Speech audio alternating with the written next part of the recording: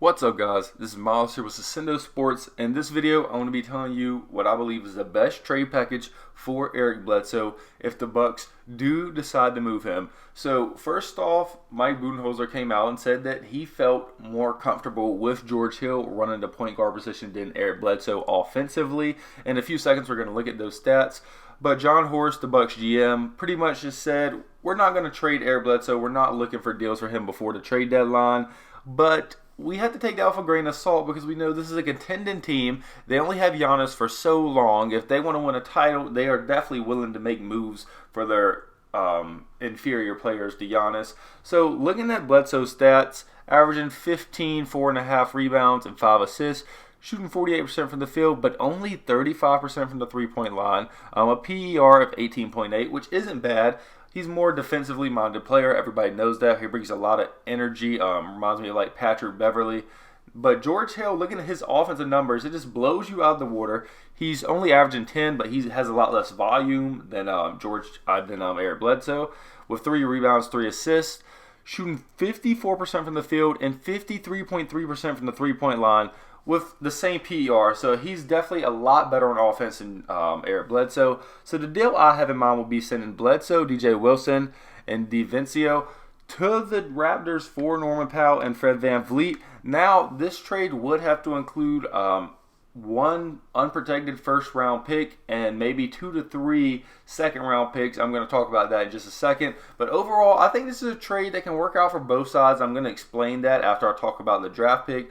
So the Bucks have their 2021 pick. There's no stipulations on it. They haven't included it in any other deals. So if they could send that over unprotected, most likely, for these 2 players, and then 2 to 3 second-round picks, I think the deal could get done. So looking at DiVincenzo, he's averaging 9 points, 5 rebounds, 2 assists, shooting 45%. This is only his second year in the league, so he is a valuable asset, and I think he has to be included in this deal in order for it to be enticed enough for the Raptors. Now for DJ Wilson, he's kind of let me down. I thought he'd be a great stretch 4, but his three-point percentage has actually dwindled down over the past few years. Only averaging 3 points, 2 rebounds, not getting a lot of rotation minutes. He's not as big as a deal as Dante and Eric Bledsoe, but he still has some value at such a young age. Now for Fred VanVleet, he's averaging 18.5, 4 rebounds, almost 7 assists, only shooting 41% from the field, but 40% from the three-point line. All around a great offensive-minded player. He would work seamlessly with this system. Now for the other guy coming over, Norman Powell, he's not a joke either. He's actually had a really good stretch over the past few games, averaging 16 points, 4 rebounds, 2 assists, shooting 51.5% from the field, 41.2% from the three-point line, almost 85% from the free throw line. He's really having a great year, so it would be a good time for the Raptors to get extra value out of him.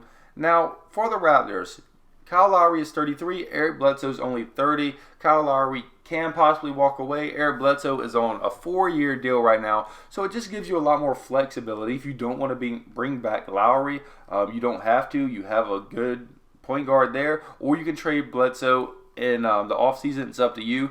And that goes for a lot of these players on the Raptors roster. Looking at Serge Ibaka and Marc Gasol, they could both walk away for nothing. So maybe if the Raptors did pull off a trade like this, they would also trade Ibaka and Gasol just to get more assets and not let them walk away for nothing.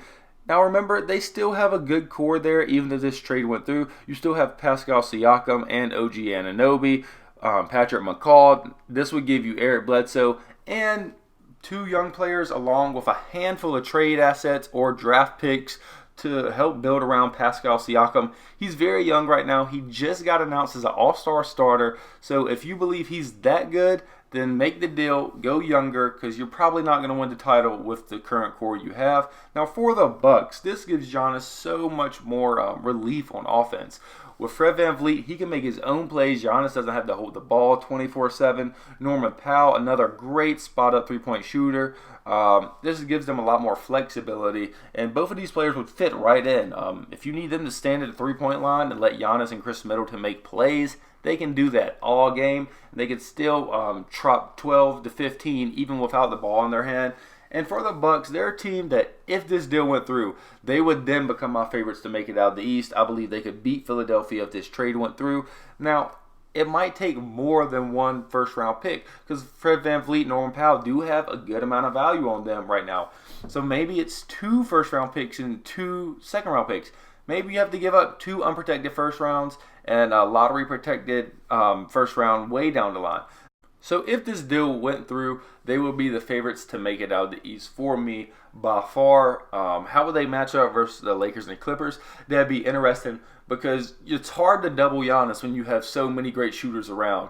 You could have the starting 5 of Norman Powell, Fred VanVleet, Giannis, Chris Middleton, and Brook Lopez, or you could put George Hill in there for either Powell or Fred VanVleet. So you have a lot of flexibility. No matter what, you're going to have tons of great shooters in. Coming off the bench, you have Kyle Korver, Wesley Matthews, Robin Lopez has actually played pretty good this season, Ilyasova. There's just so much shooting. So I'm not saying Eric Bledsoe isn't great. I'm just saying for this system, if you had 2 more 40% three-point shooters, just imagine how much you could do. So let me know what you guys think about this deal. How many first-round picks would it take for the Bucks to make this deal go through? So thanks for watching, and I hope you have a great day.